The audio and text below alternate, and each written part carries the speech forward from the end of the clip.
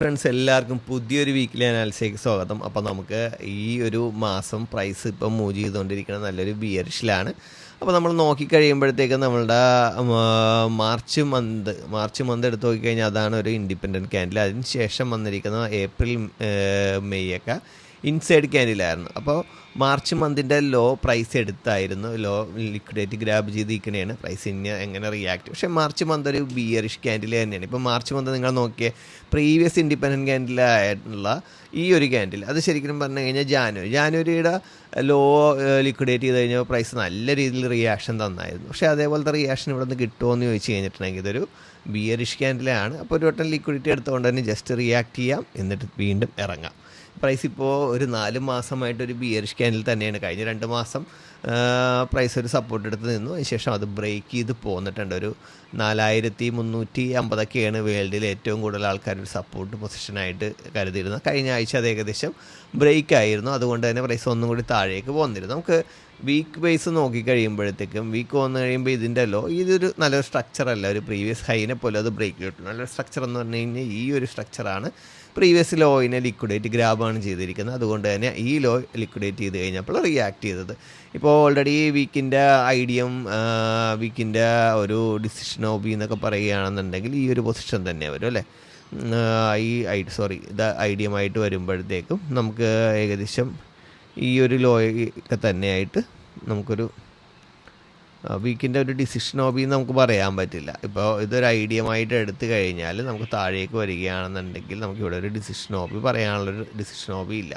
അപ്പോൾ വീണ്ടും നമുക്ക് താഴേക്ക് വരികയാണെന്നുണ്ടെങ്കിൽ ഏകദേശം ഈ ഒരു പൊസിഷനൊക്കെ ഡിസിഷൻ ഓബി, അതായത് 3360 നമുക്ക് അത്രയൊക്കെ വരുവാന്ന് ചിലപ്പോൾ മാസങ്ങളോ വർഷങ്ങളോ കൊണ്ടായിരിക്കും ആ ഒരു പൊസിഷനിലേക്ക് വരികയാണെങ്കിൽ വരുന്നത്. ഇപ്പോൾ ഗോൾഡിന് നല്ല ഡിമാൻഡ് ആയതുകൊണ്ട് തന്നെയാണ് ഈ ഒരു വീഴ്ചയിൽ പ്രൈസ് നല്ല രീതിയിൽ സപ്പോർട്ട് എടുത്തേക്കേണ്ടത്. ശരിക്കും പറഞ്ഞാൽ കഴിഞ്ഞ ആഴ്ച വീണ സമയത്ത് വീണ്ടും നല്ല രീതിയിൽ വീണ് താഴേക്ക് വരേണ്ടതായിരുന്നു. നമ്മുടെ ഡേയുടെ സ്ട്രക്ചറിലേക്ക് വന്നു കഴിഞ്ഞാൽ നിങ്ങൾക്ക് കുറച്ചും കൂടി ക്ലിയർ ആയിട്ട് മനസ്സിലാവും.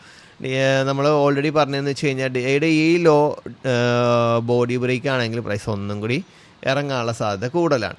അപ്പോൾ ഡേയുടെ ആ ഒരു ഈ പൊസിഷനിൽ പ്രൈസ് വന്ന സമയത്ത് ഉണ്ടായിരുന്ന ലോയിനെ ബോഡി ബ്രേക്കാണ് ചെയ്തിരിക്കുന്നത്. അപ്പോൾ ബോഡി ബ്രേക്ക് ചെയ്യുമ്പോഴത്തേക്കും പ്രൈസ് ഇറങ്ങാനുള്ള സാധ്യതയുണ്ട്. എന്നാലും നമ്മൾ മെയിൻ സ്ട്രക്ചർ ഏതാണെന്ന് വെച്ച് കഴിഞ്ഞാൽ ഈ ലാസ്റ്റ് കിട്ടിയ ബ്രേക്ക് സ്ട്രക്ചറാണ്. ഇത് നല്ല സ്ട്രോങ് ആണ്. എന്താണെന്ന് വെച്ച് കഴിഞ്ഞാൽ ഇതിൻ്റെ ഹൈനെ ബോഡി ബ്രേക്ക് ചെയ്തു, വീണ്ടും മൂവ് ചെയ്തു, നല്ല ബിൽഡപ്പാണ് കിട്ടിയിരിക്കുന്നത്.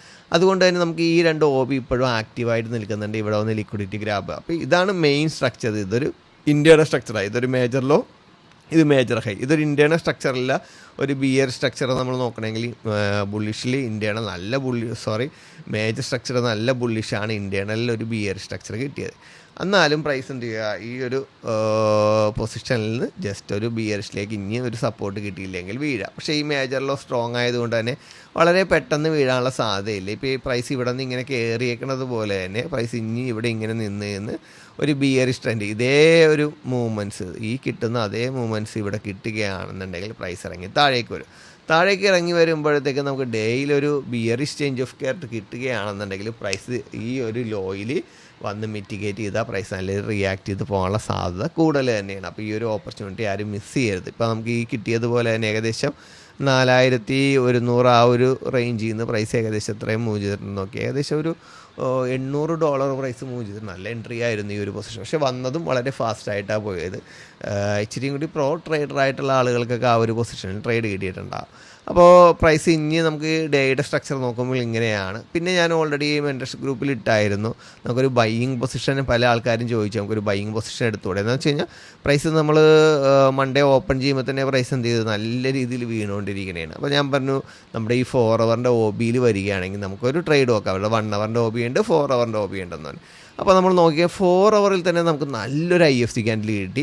ആ ഒരു OB എന്ത് ചെയ്തിട്ടുണ്ട്, ലിക്വിഡേറ്റ് ചെയ്ത് നല്ലൊരു IFC ക്യാൻഡിൽ തന്നെ. നെക്സ്റ്റ് ക്യാൻഡിൽ ബോഡി ബ്രേക്ക്, നല്ലൊരു സെറ്റപ്പാണ്. അപ്പോൾ ഇതിങ്ങനെ മണിക്കൂറുകളോളം നിന്ന് ഏകദേശം 4 ക്യാൻഡിൽസ് തന്നെ ഇങ്ങനെ ഉണ്ടാകും. കൺഫർമേഷൻ കിട്ടിയതിന് ശേഷം 3 ക്യാൻഡിൽ, അപ്പോൾ ഏകദേശം 12 മണിക്കൂർ പ്രൈസ് അവിടെ നിന്ന സമയത്ത് ഒന്നെങ്കിൽ പ്രൈസ് വീണ്ടും ഇറങ്ങി ലിക്വിഡേറ്റ് ചെയ്ത് താഴേക്ക് പോകാം, അല്ലെങ്കിൽ കയറിപ്പോകാം. അല്ലാന്നുണ്ടെങ്കിൽ ഈ ഒരു പൊസിഷനിൽ നിന്ന് കയറിപ്പോരാം. ഏകദേശം ഒരു 4 ഹവറിൻ്റെ ഐഡിയം വരെയൊക്കെ നമുക്ക് നോക്കാമെന്ന് വെച്ചാൽ 4 ഹവറിൻ്റെ ഐഡിയം ബോഡി ബ്രേക്ക് ചെയ്തത് കൊണ്ട് തന്നെ പ്രൈസ് എന്ത് ചെയ്തു, നല്ല സ്ട്രോങ് ആയിട്ട് വന്നതുകൊണ്ട് തന്നെ 4 ഹവറിൻ്റെ OBയിൽ വന്ന് മിറ്റിഗേറ്റ് ചെയ്തു. നമ്മൾ നേരെ 1 ഹവറിൽ നോക്കണമെങ്കിൽ 1 ഹവറിൻ്റെ OB ഒക്കെ 4 ഹവറിൻ്റെ ഐഡിയം എടുത്ത ആ ഒരു പൊസിഷനിൽ ശേഷം 1 ഹവറിൻ്റെ OB ഒക്കെ ഫെയിൽ ആക്കിയിട്ടുണ്ട്. നേരെ 4 ഹവറിൻ്റെ ഒ ബിയിലേക്ക് കയറി. നമ്മൾ 50 മിനിറ്റിലേക്ക് വരികയാണെങ്കിൽ നമുക്ക് നല്ലൊരു കൺഫർമേഷനൊക്കെ ഉണ്ട്. അപ്പോൾ ഈ ഒരു ഒ ബിയിൽ ഇനിയും പ്രൈസ് വരികയാണെങ്കിൽ ഇത്രയും വലിയൊരു ഒ ബി ആയതുകൊണ്ട് തന്നെ പ്രൈസ് എന്ത് ചെയ്യുക, ഇനിയും കയറിയിട്ട് റിയാക്ട് ചെയ്ത് നിൽക്കാം. മനസ്സിലായോ? ഇത് ഫെയിൽ ആകണമെങ്കിൽ നമുക്ക് മുകളിലേക്കുള്ള ഏതെങ്കിലും ഒരു പൊസിഷൻ നമുക്ക് നോക്കാം. നേരെ നമുക്ക് 50 മിനിറ്റിലേക്ക് പോകാം. 50 മിനിറ്റിൽ ഞാൻ പറഞ്ഞതാണ് ബുള്ളിഷിലേക്കും ചേഞ്ച് ഓഫ് ക്യാരക്ടറും ബിയറിഷിലേക്കും ചേഞ്ച് ഓഫ് ക്യാരക്ടർ ഇങ്ങനെ കിട്ടിക്കൊണ്ടിരിക്കുക. നമുക്കൊന്നും പറയാൻ പറ്റില്ല. എന്ന് വെച്ചാൽ അതൊരു ലോവർ ടൈം ഫ്രെയിമാണ്. ഇപ്പോൾ കുറച്ച് ദിവസമായിട്ട് 1-2 ആഴ്ച നിങ്ങൾ നോക്കിക്കഴിഞ്ഞാൽ അറിയാം 50 മിനിറ്റിൻ്റെ ഒ ബികൾ വളരെ കുറവാണ് റിയാക്ഷൻ തരുന്നത്. പക്ഷേ 1 ഹവറിൻ്റെ 4 ഹവറിൻ്റെയിലേക്ക് വന്നു കഴിഞ്ഞാൽ ധൈര്യമായിട്ട് എടുക്കും. ഇപ്പോൾ 4 ഹവറിൻ്റെ ഒരു ബുള്ളിഷ് ഓബിയിൽ നിന്നും പ്രൈസ് 4 ഹവറിൻ്റെ ഒരു ബിയറിഷ് ഓബിയിലേക്ക് പോയി റിയാക്ട് ചെയ്ത് നിൽക്കുന്നത് നമ്മൾ കാണുന്നത് അല്ലേ. 4 ഹവറിൻ്റെ ഒരു ഓബിയിൽ നിന്നും 4 ഹവറിൻ്റെ വേറൊരു ഒബിയിലേക്ക് പോയി റിയാക്ട് ചെയ്ത് നമ്മളിവിടെ നോക്കിക്കഴിയുമ്പോൾ 4 ഹവർ ആണെന്നുണ്ടെങ്കിൽ നമുക്ക് 50 മിനിറ്റിൽ ഒരു സിംഗിൾ ക്യാൻഡിലുണ്ട്. പ്രൈസ് ഒരു ഇവിടെയൊക്കെ നമ്മൾ നോക്കുമ്പോൾ പ്രീവിയസ് ലോ തന്നെ ഫസ്റ്റ് ടാർഗറ്റ് എന്ന് പറയും. പ്രീവിയസ് ലോ ഇവിടെ അടക്കണം. അത്രയൊന്നും നമുക്ക് പോകേണ്ട ആവശ്യമില്ല. നമ്മൾ ട്രേഡ് കയറുന്ന ഏകദേശം 4225 ആ ഒരു പൊസിഷനിൽ നിന്ന് പ്രൈസ് എവിടം വരെ പോയിട്ടുണ്ടെന്ന് നോക്കിയാൽ 173. അപ്പോൾ ഏകദേശം $50 മൂവ് ചെയ്തേക്കണം. നമ്മൾ നോക്കേണ്ടതെന്ന് വെച്ച് കഴിഞ്ഞാൽ ഇങ്ങനെയുള്ള പൊസിഷനിൽ നിന്നൊക്കെ നമുക്ക് നോക്കേണ്ടതെന്ന് വെച്ച് കഴിഞ്ഞാൽ ഇതെല്ലാം ഇൻസൈഡ് ഒന്നെങ്കിൽ 5 മിനിറ്റിൽ പോയിട്ട് ഒരു പ്രീവിയസ് ലോ സെറ്റ് ചെയ്യുക. അല്ലാന്നുണ്ടെങ്കിൽ ഇവിടെ വന്നിരിക്കുന്ന ആ ഒരു ഫെയർ വാല്യൂ ഗ്യാപ്പ് ഉണ്ടല്ല, അതിൽ കുറച്ച് മുകളിലേക്ക് ഇട്ട് തന്നെ വെക്കുക. എന്താണെന്ന് വെച്ചാൽ ചിലപ്പോൾ ഈ ഫെയർ വാല്യൂ ഗ്യാപ്പ് കംപ്ലീറ്റ് എടുക്കണമെന്നില്ല, ഗ്യാപ്പ് എടുക്കുക. അപ്പോൾ അതിലും കുറച്ച് മുകളിലേക്കൊക്കെ നോക്കിയിട്ട് എന്ത് ചെയ്യുക, ഒരു പൊസിഷൻ സെറ്റ് ചെയ്യുക. മെയിനായിട്ട് ഇപ്പോൾ 4180 വെക്കണമെങ്കിൽ നിങ്ങൾക്ക് സുഖമായിട്ട് ആ ഒരു പൊസിഷൻ ട്രേഡ് കിട്ടുക. ആ ഒരു ടാർഗറ്റ് വളരെ ഏകദേശം 45-50 മൂവ്മെൻറ്റ്സ് ഉണ്ട്. രണ്ടാമത്തെ വന്ന് ബ്രേക്ക് ഈവൻ ആയിരിക്കും നമുക്ക് കിട്ടുന്നത്. പിന്നെ ഫ്രൈഡേ ആയി പിന്നെ നമുക്ക് നോക്കിയിട്ട് സെക്ഷനൊക്കെ വെച്ചിട്ട് നോക്കിയിട്ട് ട്രേഡ് എടുക്കുന്നതാണ് നല്ലത്. എന്നാലും അതും ഒരു നല്ല ട്രേഡായിരുന്നു.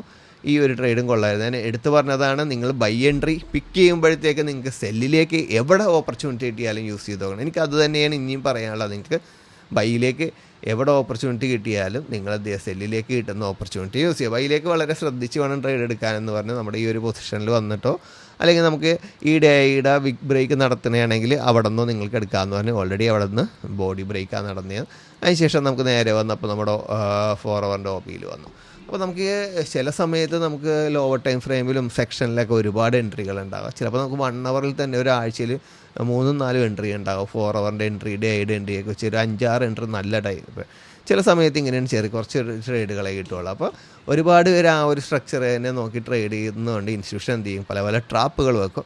അപ്പോൾ നമ്മളുടേതായിട്ടുള്ള ട്രേഡുകൾ ഐഡൻറ്റിഫൈ ചെയ്യുകയാണെങ്കിൽ ഉറപ്പുണ്ടെങ്കിൽ മാത്രം ധൈര്യമായിട്ട് ട്രേഡിൽ കയറാം. നമ്മൾ ട്രേഡ് ഐഡൻറ്റിഫൈ ചെയ്തിട്ട് അതിൽ കയറാനുള്ളൊരു ഓപ്പർച്യൂണിറ്റി ഉണ്ടായിട്ടും കയറാതെ നിൽക്കുമ്പോഴാണ് നമ്മുടെ ഇമോഷണലിൽ നമ്മൾ ബ്രേക്ക് ആവുന്നത്. ഒരിക്കലും ഇമോഷണൽ ഒരു ട്രേഡ് എടുക്കാതെ നോക്കുക. എന്ന് വെച്ചാൽ ആ ഒരു ട്രേഡ് റിക്കവർ ചെയ്യാനായിട്ട് ചിലപ്പോൾ ആഴ്ചകളെടുക്കാം, ചിലപ്പോൾ മാസങ്ങളെടുക്കാം.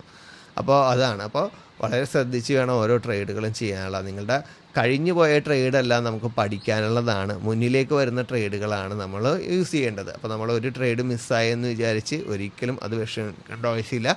ആ ഒരു ട്രേഡ് കൊണ്ട് ചിലപ്പോൾ നമുക്ക് ലാഭം ഉണ്ടാകാം, നഷ്ടം ഉണ്ടാകാം. ചിലപ്പോൾ നമ്മുടെ ഒരു ഇമോഷൻസൊക്കെ ബിൽഡപ്പ് ചെയ്യുക. ഒരിക്കലും നമ്മൾ അങ്ങനെ ചിന്തിക്കുന്നത് തന്നെ നമ്മുടെ ഒരു ഇമോഷനാണ്. അപ്പോൾ നമ്മൾ ഒരു ഇമോഷണൽ ട്രേഡറാണ് നമ്മൾ ഈ ഒരു ഫീൽഡിൽ നിന്നിട്ട് കാര്യമില്ല. അപ്പോൾ അങ്ങനെയുള്ള കാര്യങ്ങളൊക്കെ ശ്രദ്ധിച്ച് പക്കയായിട്ട് ട്രേഡ് എടുക്കാനായിട്ട് നോക്കുക. അപ്പോൾ ഞാൻ പറയുന്നതെന്ന് വെച്ച് കഴിഞ്ഞാൽ വൈയിലേക്കുള്ള ഓപ്പർച്യൂണിറ്റികളും യൂസ് ചെയ്യുക. അതേപോലെ സെല്ലിലേക്ക് കിട്ടുന്ന ഓപ്പർച്യൂണിറ്റികൾ പരമാവധി യൂസ് ചെയ്യുക. അപ്പോൾ സെല്ലിലേക്ക് കിട്ടുന്നുണ്ടെന്നുണ്ടെങ്കിൽ ഇപ്പോൾ നിങ്ങൾക്ക് ഈ സെല്ലിൻ്റെ ഓപ്പർച്യൂണിറ്റിയൊക്കെ ഇവിടെയൊക്കെ ഉണ്ട്.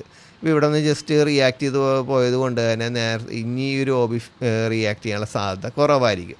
അപ്പോൾ നമ്മൾ നോക്കിക്കഴിയുമ്പോഴത്തേക്ക് പ്രൈസ് കയറി വന്ന് ഈ ഒരു ഹൈയൊക്കെ എടുത്ത് കഴിയുമ്പോഴത്തേക്കും 50 മിനിറ്റിൻ്റെ ഒരു ഓബി നേരെ മുകളിലുണ്ട്. കണ്ടോ, ഈ ഓബിയിലൊക്കെ പ്രൈസ് തന്നെയാണെങ്കിൽ ധൈര്യമായിട്ട് നമുക്ക് നല്ലൊരു സെല്ല് നോക്കാവുന്നതാണ്.